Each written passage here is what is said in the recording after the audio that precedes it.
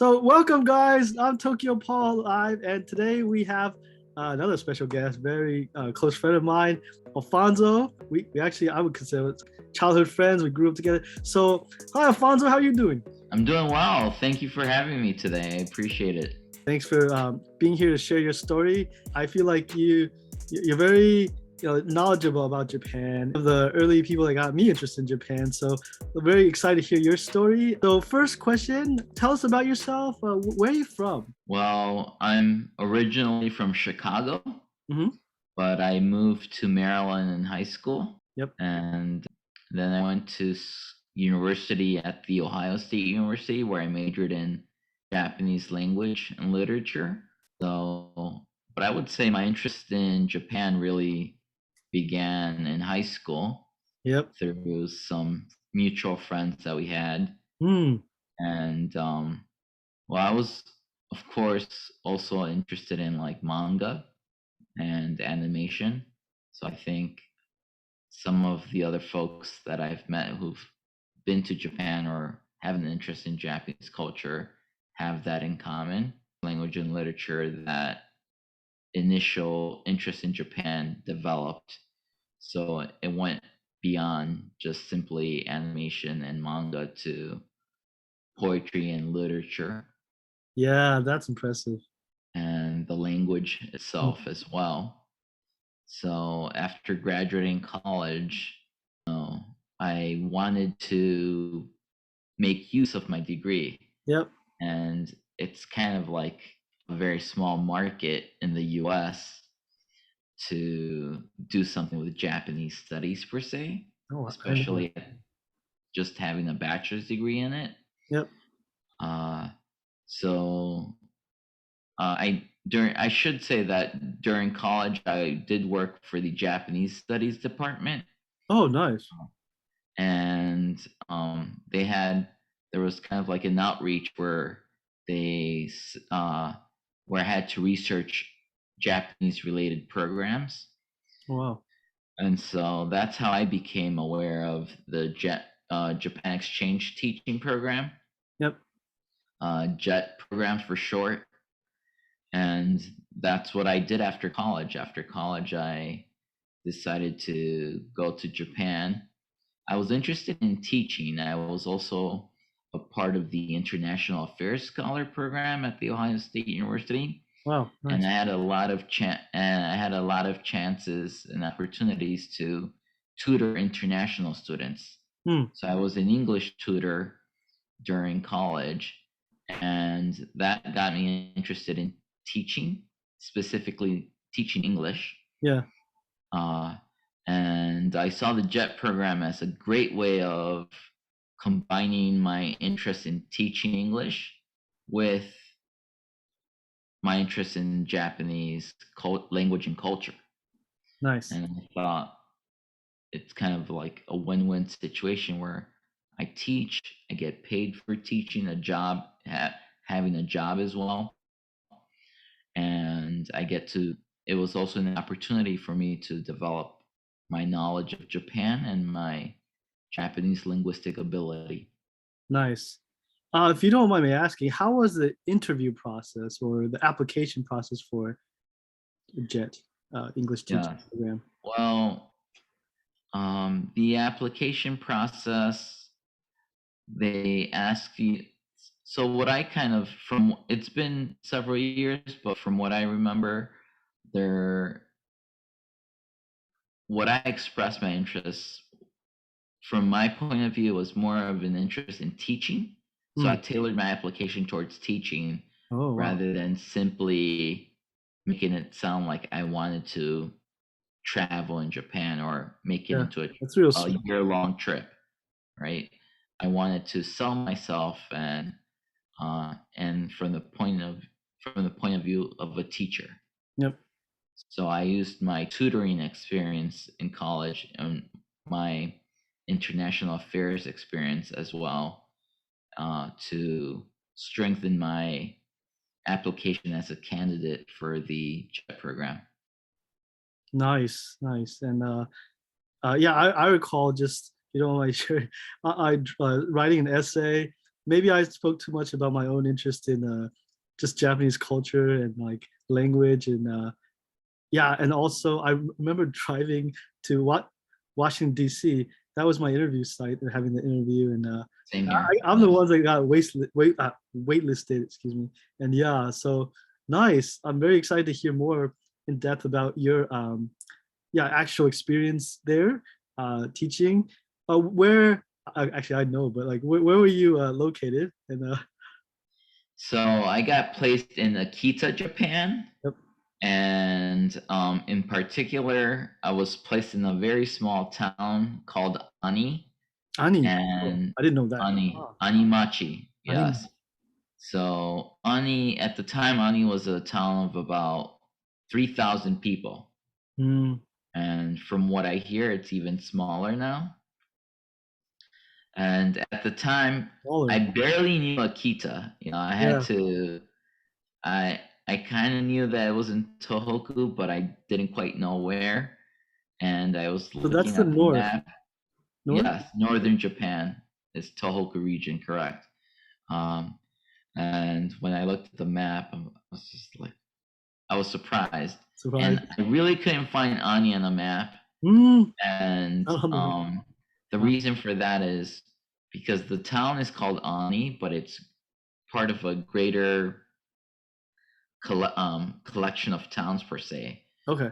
And so the collections of towns are known as Akita City. It's Akita City. Wow. Yes, Okay. northern Akita City, right? And the name, the label city is really Mm, can be deceiving if you're expecting metropolitan area. You mm, know, they're really more isolated towns.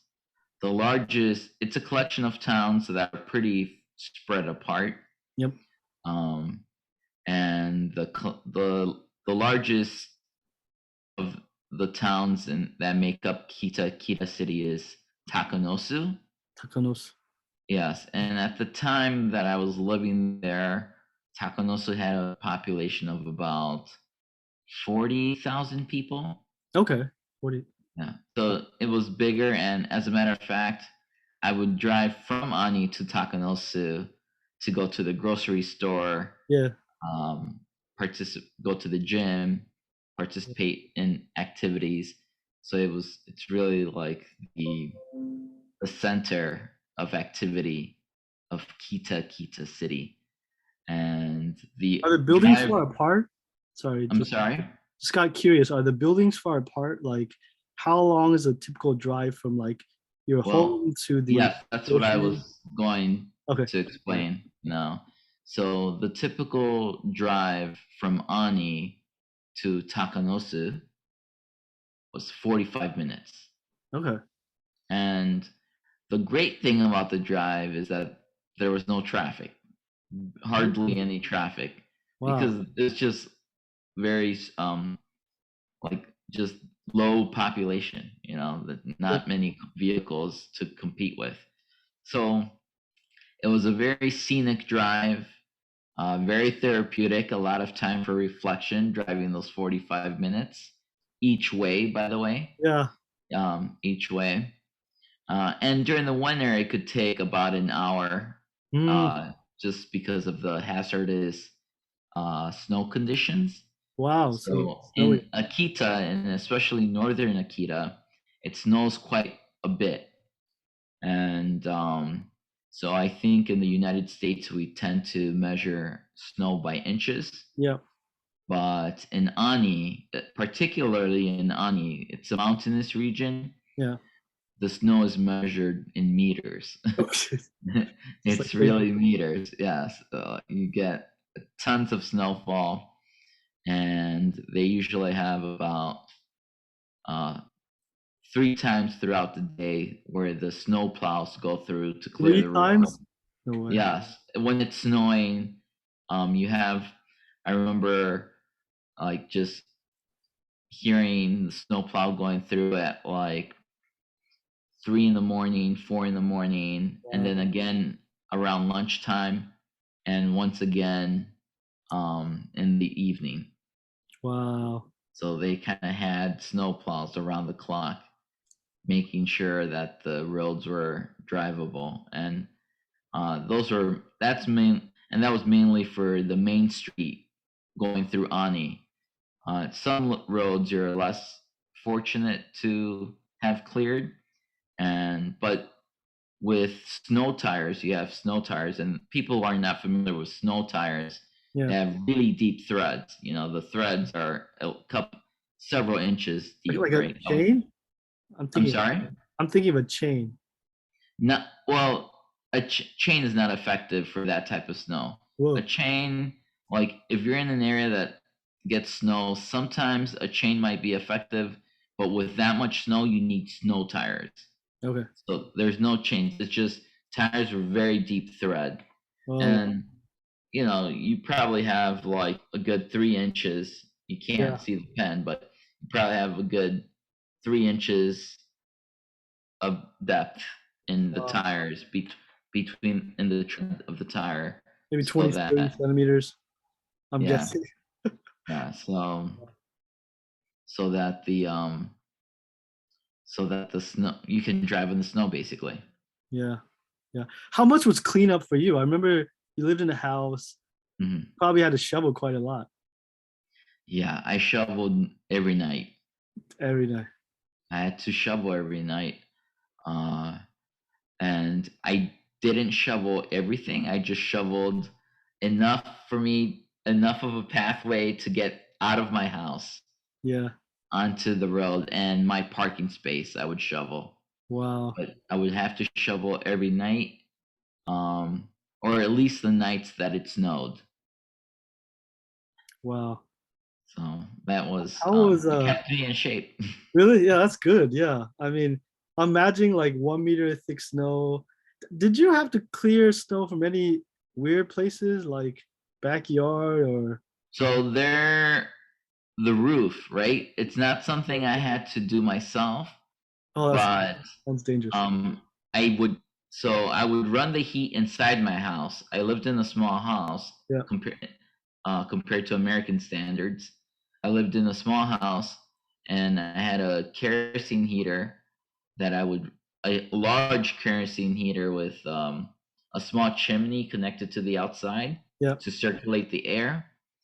And I would run the kerosene heater in my house, which would heat the house, and it would melt the snow off the roof. Wow. So there were snow would accumulate on throughout the day on the roof, and so I would have about a couple of feet of snow on my roof. Oh, You still know, that's almost a meter. Wow. yeah, a Yeah. couple of feet of snow on the roof. But then at night, when I would heat up the house in the middle of the night, there would be a thunderous crash of snow sliding off the roof onto the yard. Wow. Wow. That sounds even And dangerous, right? Like, well, it's dangerous to let it accumulate because yeah, that sounds obviously heavy. So heavy. those houses could cave in. Yeah. But as long as the houses are being lived in, there's someone heating the house. And the roofs are at an angle, they're Yeah. slanted. So most of the snow is sliding off, but there is a crust of ice that builds on the roof Oh, wow. if it's not heated. Yeah. Ice sounds more dangerous. And Yeah. so there would be so much snowfall that actually the the place where the yard where it would slide off, snow would accumulate there as well. So Yeah. eventually, the snow reached up to the roof, and it connected to the roof, Mm. to the snow on the roof. So there was no more space. There would be no more space for snow to slide off, Oh my God. and that is when I would have to pay for a snow truck, a snow plow, to come and clear the snow from my yard so that I would have enough space to clear the roof for the Wow. snow to fall off the roof. Well, that's life. That's really, that sounds even very isolating too, right? How was social life? During the winter, uh, well, there was ups and downs. Let me start with I'll start with the negative and then I'll end on a positive note. Um, it takes a long time to drive anywhere if Yeah. you're living in the middle of nowhere. So if you're someone who's interested in going to shopping, to the mall, to the movie theater, even friends' houses, that they houses are pretty spread apart, so it takes a long time to get somewhere. Mm. Um, and and then some people, if you have seasonal depression, which Mm. I don't, but I do know people who were living in the area who had that, they really get the blues during Oh my during gosh. winter because they don't have daylight savings in Japan, as you know. Yep. So you go to work in the morning, it's dark, Yep. you're inside your office working throughout the day. When you leave your office, it's dark again. Uh, so you're really interacting outside during dark throughout the winter. Wow. It's cold. It's There's always. a lot of snow. Um, so for some people not used to cold weather, it might be a challenge. It's Mm. definitely a trial. Yeah. I, on the other hand, I was like, I really enjoyed my time in Akita, and it was mostly because of the snow. I really love snow activities, yeah. skiing and snowboarding. And as I mentioned earlier, Ani is in a pretty mountainous area of Yeah. Akita. So I had great ski resorts about 20 minutes from my house. Oh my gosh. And Yeah, that's close. so I would go every Saturday and throughout the winter, Saturday and Sundays, uh, unless I had other obligations.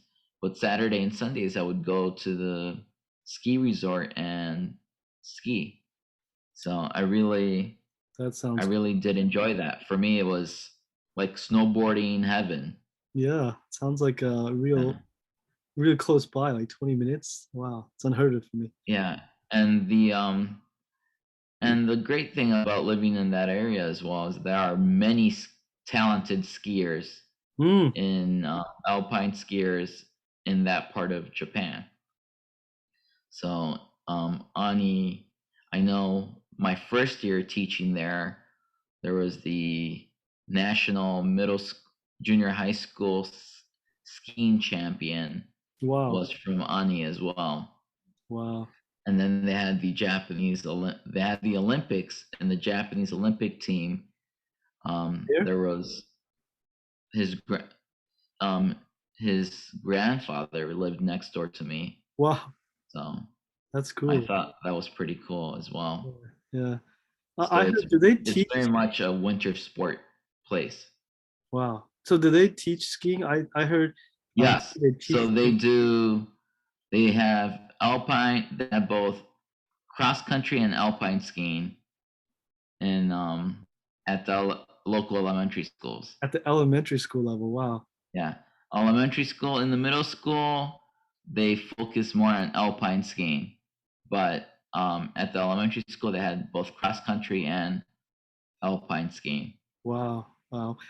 So those lessons were that recreation time that the students had skiing was also a lot of fun for me as well. Yeah, it sounds fun and cold. How was your experience teaching in general? Like, what level did you teach, and how? Mhm. So I worked at several elementary schools. I had to drive around the area, Wow. and one junior high school. Yep.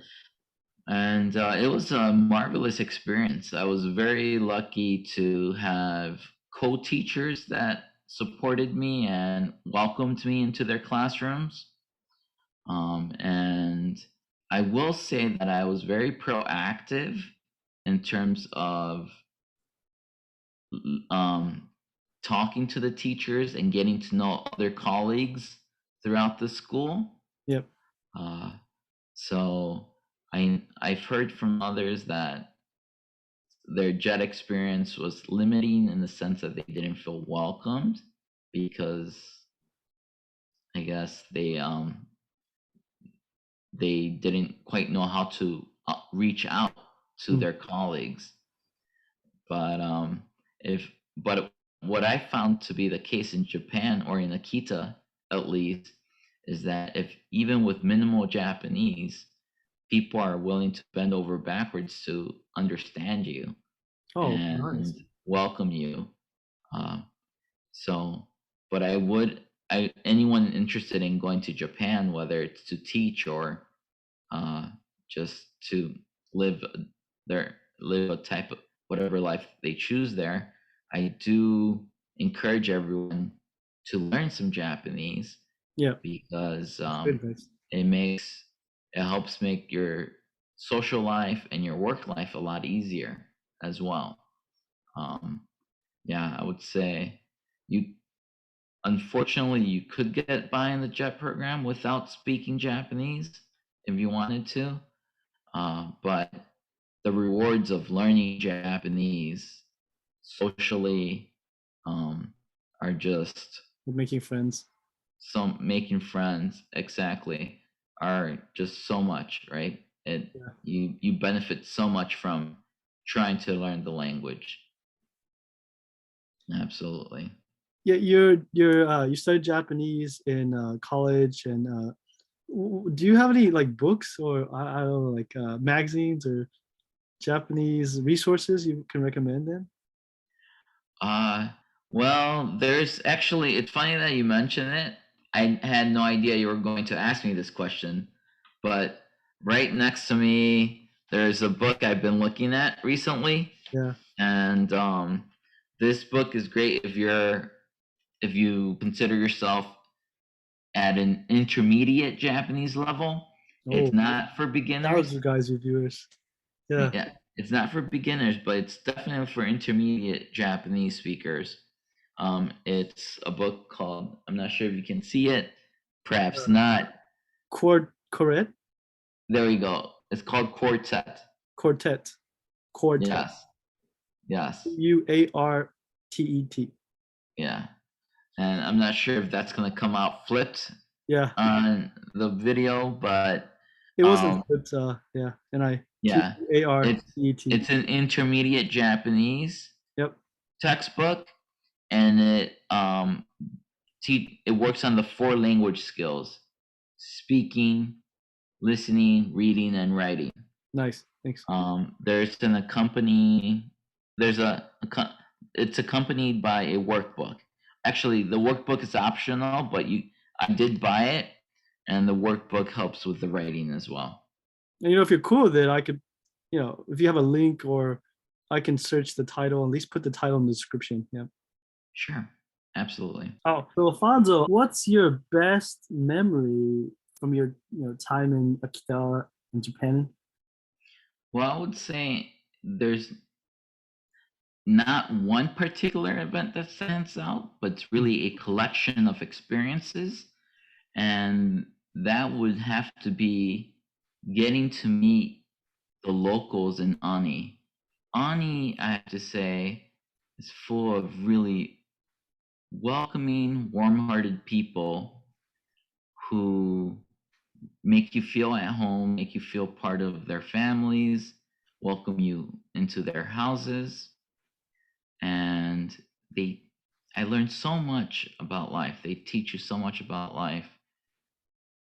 And in particular, I was impressed with how community oriented Ani was.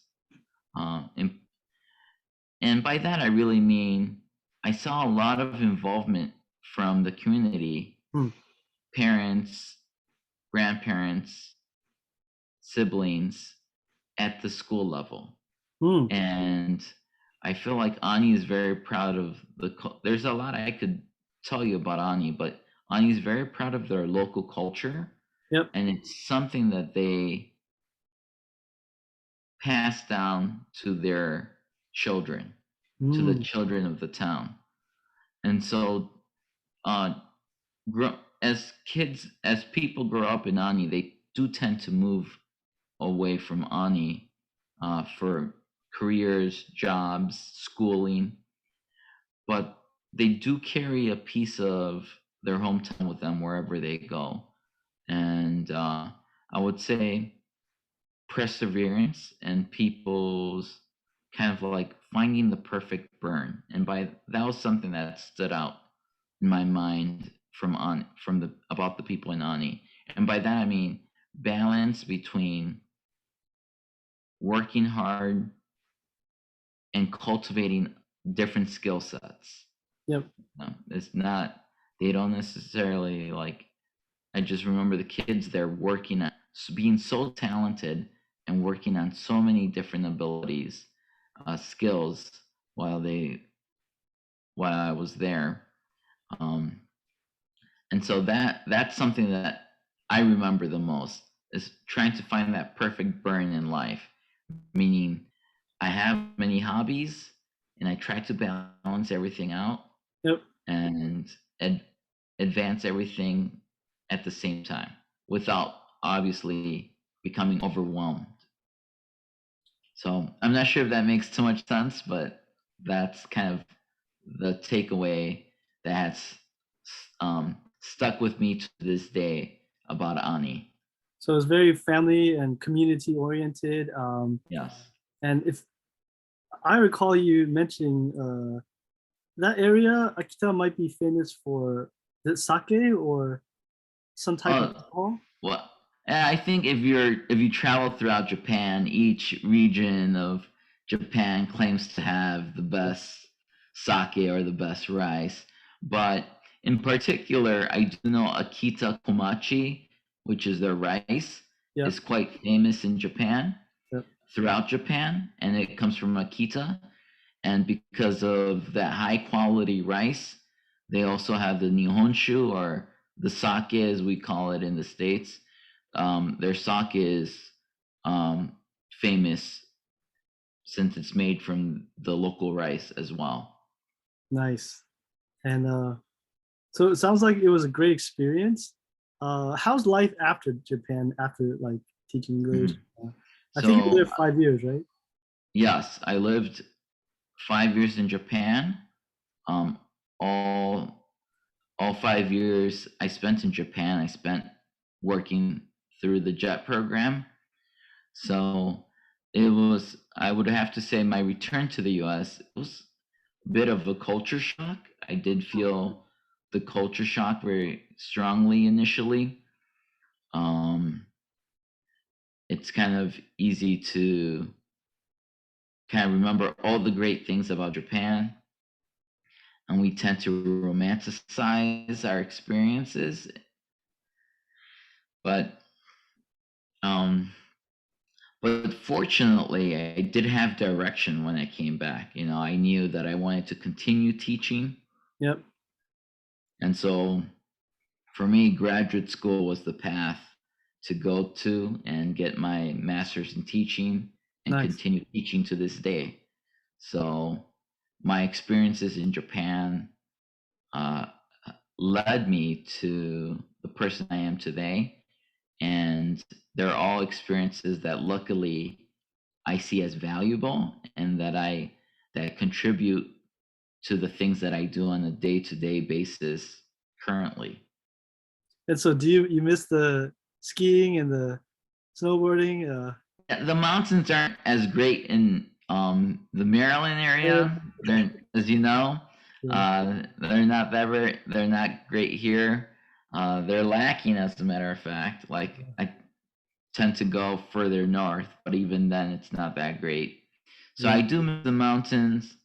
I miss the friends I made while I lived in Japan. Um, and you know, when you're in a foreign country, every day feels like an adventure. Yep. You A simple trip to the grocery store and you're learning new vocabulary. You're seeing new things you haven't seen before. So what would be a very mundane experience in the US was a very exciting experience in Japan, right? Yeah. It's full of excitement. So that's the trade off, right? Sometimes everyday life can seem blah in a country that you grew up in, but when you go abroad to travel to a foreign country, even the smallest things hold more meaning and become more magical to you. So I would definitely encourage anyone interested in Japan, living in Japan, to find the uniqueness, the special qualities in their day-to-day life in Japan, because you'll miss it. You know, once you leave Japan, you'll miss it. Yeah, those are some great words. I missed it like 10 times, right? I've been back so many times and now I'm living here. Totally agree with you. Yeah, so many like new experiences here. Yeah. Uh, I really appreciate your time and sharing your story with us today. Do you have any final words of wisdom for your time or about Japan or Hmm. Um, yes. So definitely, if you're interested in going to Japan, I would say go with an open mind. We all think we know what living in a foreign country might be like, but there are definitely going to be many instances where expectations are not met. And the adventure of living in a foreign country is to be open to the unknown, right? Be open to the unknown, embrace it, and the more you embrace it, the more you will grow as a person. yeah, that's great advice. I'm trying to do that day to day and sounds like great advice. Thanks again for your time, Alfonso. I really appreciate it. I hope you had a good time too. Yes, I enjoyed this. Thank you very much for having me today. Thanks.